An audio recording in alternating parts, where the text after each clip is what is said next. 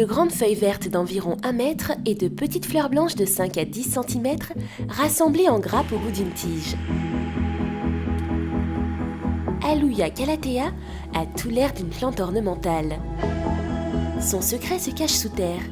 Entre ses racines, elle garde des tubercules comestibles qu'on appelle l'érang en Amérique du Sud, topinambou dans certaines îles anglophones ou topinambour pays chez nous.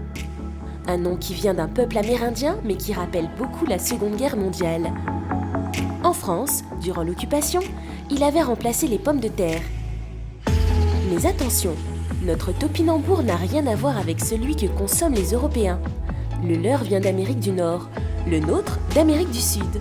Ils ne sont même pas de la même famille. Certains botanistes rapprochent plutôt notre topinambour du curcuma ou du galanga. Cultivé depuis plus de 10 siècles par les populations indigènes, on le trouve plutôt aujourd'hui dans les jardins familiaux.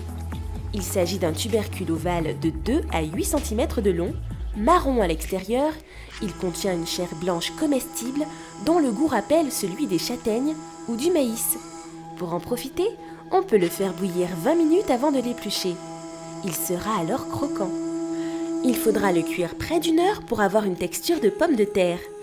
Pour obtenir ces légumes racines, il faut le planter à l'ombre, dans un climat tropical et attendre entre 9 mois et 1 an. Peu d'analyses ont été menées sur ses qualités nutritionnelles. Les études menées montrent que dans 100 g de topinambour, on trouve 94 kcal, près de 76% d'eau et plus de 21% de glucides, dont une grande partie d'amidon. Un sucre lent qui peut aider à contrôler la glycémie et qui assure une sensation durable de satiété. Alors, on mange quoi au prochain repas ?